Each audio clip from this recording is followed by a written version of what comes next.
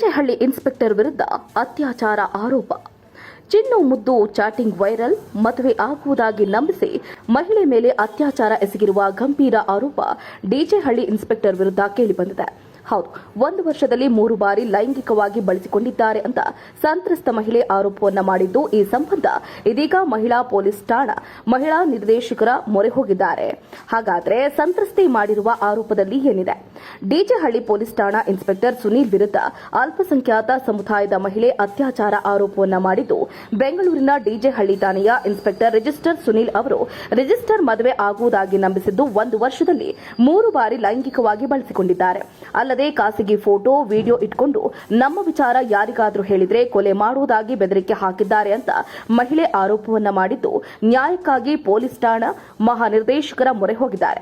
ಇನ್ನು ಡಿಜೆಹಳ್ಳಿ ಠಾಣಾ ಇನ್ಸ್ಪೆಕ್ಟರ್ ಸುನೀಲ್ ಅವರು ಮದುವೆ ಆಗುವುದಾಗಿ ಈ ರೀತಿ ಮಾಡಿರೋದು ಎಷ್ಟರ ಮಟ್ಟಿಗೆ